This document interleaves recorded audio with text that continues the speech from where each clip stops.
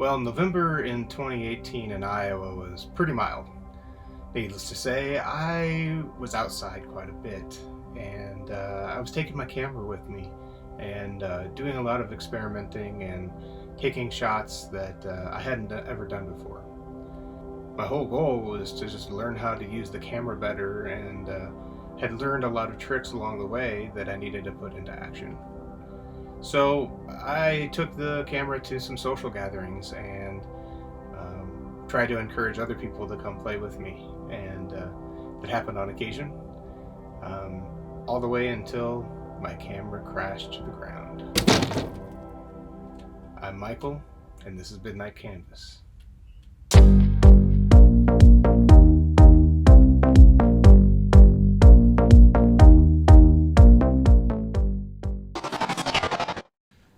In October of 2018, I had been just on a few excursions and ended up creating a pair of light tools. You may have seen these used on the previous video, I just didn't talk about it. But basically what I did is I bought a cheap laser sword. Lightsaber, don't sue me, Star Wars. You can see it just turns on and off. And what I did is I attached an LED light to both sides, so as it turned, you'd get the light effect, 360 degrees basically. So very similar to the light stick I had already made, just using the same type of technology, but now I had the added bonus of having this extra color behind. And so that became something that I started to use quite often in my light painting. So what I did is I put a small battery on the back of the handle here, just to kind of hide it. That way I could plug in the USB end of the LED light strip, and then I would be able to have that plus, this light on demand. So allowed me, to be able to do a couple different things with it. You could use it as is, without using the LED light strip, and have a generic light that I could move. But I always loved those LED and how sharp those turned out, kind of creating waves and things like that. So I got an invite to a party out in rural Iowa with some friends, and I decided to bring my equipment along and brought the trusty lightsabers along.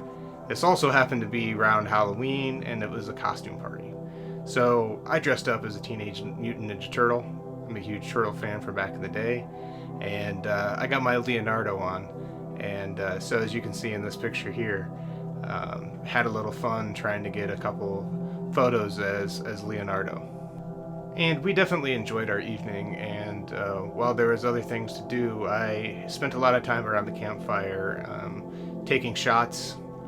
Didn't jump over the campfire this particular time, but definitely was screaming to the gods and waving my wands around the fire for a good chunk of the night.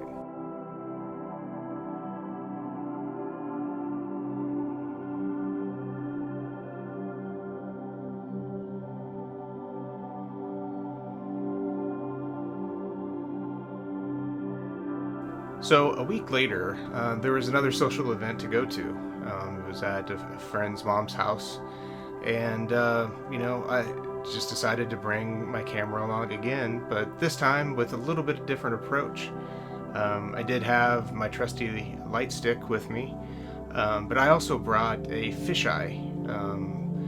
It's kind of something that was a connector for a 50mm lens to create a fisheye out of it. So not exactly a fisheye lens, but something that was cheap that I could create the same effect. So I decided to set my camera up in the corner, try to keep it out of the way, but also be able to get a good shot of the whole house and the area around it. Well, my luck just didn't go my way. A friend and I kind of collided and took out my camera on the tripod, and bam, crash, bang, bang, boom. It was broken. And after doing some investigation, The 50 millimeter was broken to the point where it wouldn't stay on the camera. So the back end of the camera, the LCD screen, which I use all the time for being able to review photos and be able to react and do something different or do more of the same, it was broken as well. And so I wasn't able to review the photos I had taken, and I was pretty distraught. Just had found some footing, liked what I was doing, and bam, camera is broken again. Well, I only took 17 photos that night, but here's a few to share with you.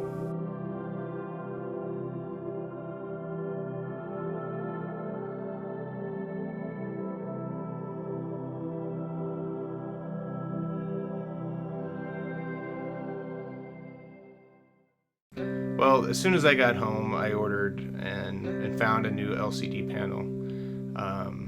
That was going to take some time to get here, so I didn't really know what to do. I took the memory card out of the camera, took the photos off, but that was about all I could do with the camera at that point. Luckily, after the investigation of the 50 millimeter lens, it was the lens flange that broke, not the camera flange. So luckily, the camera on the front end was still okay.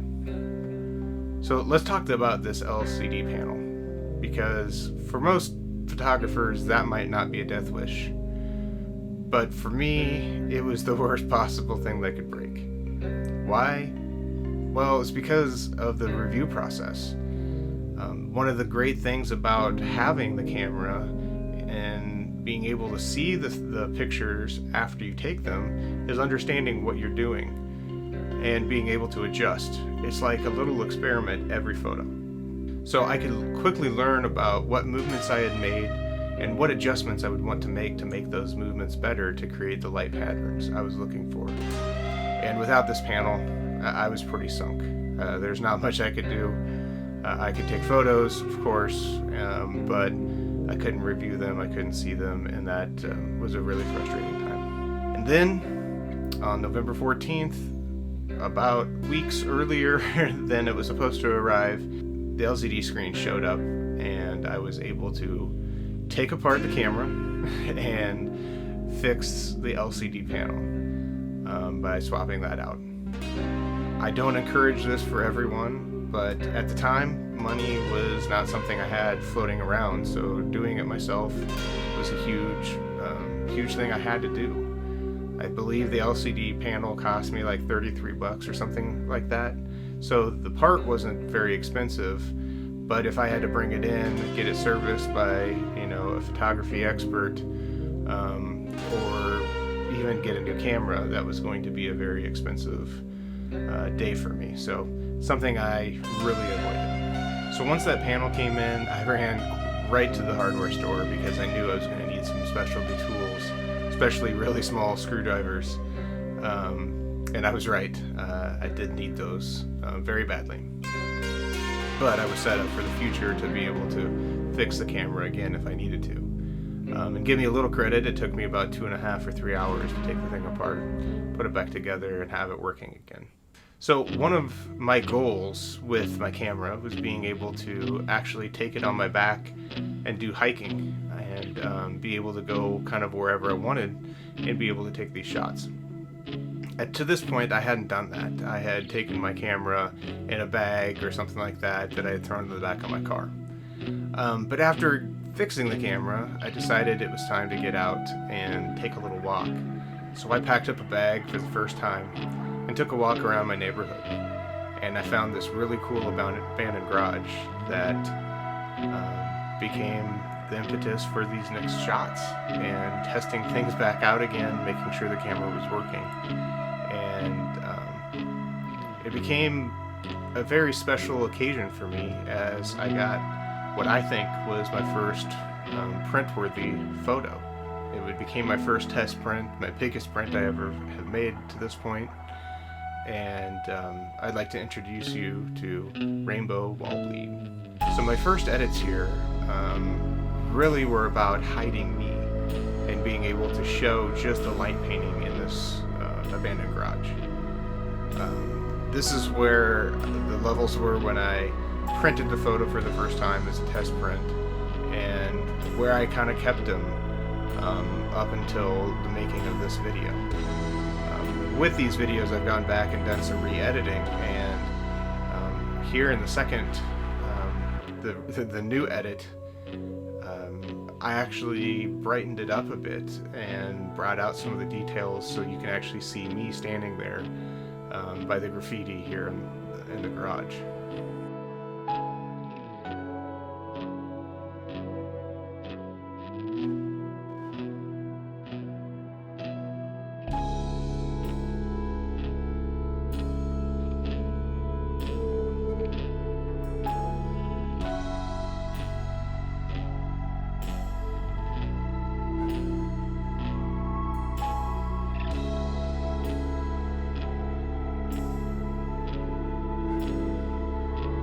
Well, I was back on track.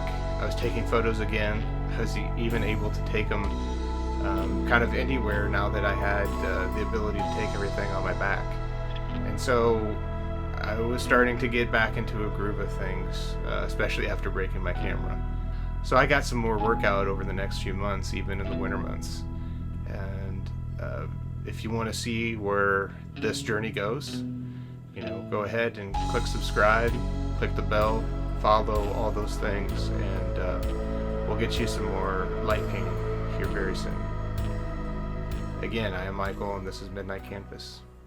See ya.